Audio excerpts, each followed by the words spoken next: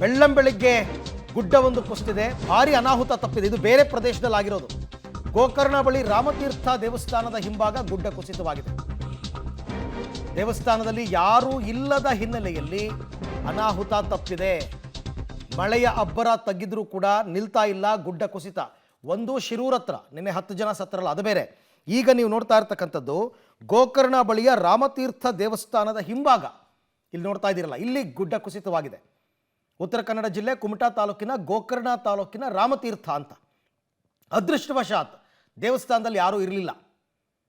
So ಹಾಗಾಗಿ ದೊಡ್ಡ ಮಟ್ಟದ ಅನಾಹುತ ಇಲ್ಲಿ ತಪ್ಪಿದೆ ಅಂತಕ್ಕಂಥ ಮಾಹಿತಿ ಇದೆ. ನಿನ್ನೆ ಈಗಷ್ಟೇ ನನ್ನ ಕೊಲಿಗೆ ಎಕ್ಸ್ಪ್ಲೈನ್ ಮಾಡ್ತಾ ಇದ್ರು, ಅಂಕೋಲದ ಶಿರೂರು ಕದ್ರಾ ಭಾಗದಲ್ಲಿ ಗುಡ್ಡ ಕುಸಿತ ಆಗಿತ್ತಲ್ಲ, ಆ ಥರ ಈಗ ಮತ್ತೆ ಜಾಸ್ತಿ ಆಗ್ತಿದೆ. ಯಾಕೆಂದರೆ ಗುಡ್ಡ ಸಡಿಲವಾದ ಮಣ್ಣು, ವಿಪರೀತವಾಗಿ ಮಳೆ ಬಂದಿರೋದ್ರಿಂದ ನೀರನ್ನು ಹೀರಿಬಿಟ್ಟಿರುತ್ತೆ. ನೀರು ಮತ್ತು ಸಡಿಲವಾದ ಮಣ್ಣು ಸೇರಿದಾಗ ಕೆಸರಾಗುತ್ತೆ.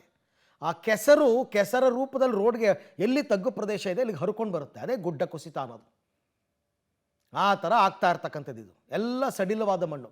ಮತ್ತು ಅಲ್ಲಿ ರಸ್ತೆ ಕಾಮಗಾರಿ ಅವೈಜ್ಞಾನಿಕವಾಗಿ ಮಾಡಿದ್ದಾರೆ. ನಿಜಕ್ಕೂ ಕೂಡ ತಡೆಗೋಡೆಗಳನ್ನು ಮಾಡದೇ ಗುಡ್ಡಗಳನ್ನು ಕಡಿದು ಮಧ್ಯದಲ್ಲಿ ರಸ್ತೆ ಮಾಡ್ತೀವಿ ಅಂತಂದರೆ ಹೆಂಗೆ ಸಾಧ್ಯ ಅದು?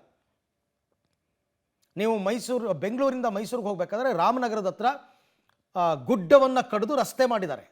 ಹೋಗಿ ನೋಡಿ ಯಾವ ಥರ ಕಾಮಗಾರಿ ನಡೆದಿದೆ ಅಂತ ಅಂದ್ಬಿಟ್ಟು. ಹಂಗಲ್ವಾ ವೈಜ್ಞಾನಿಕವಾಗಿ ಮಾಡಬೇಕು.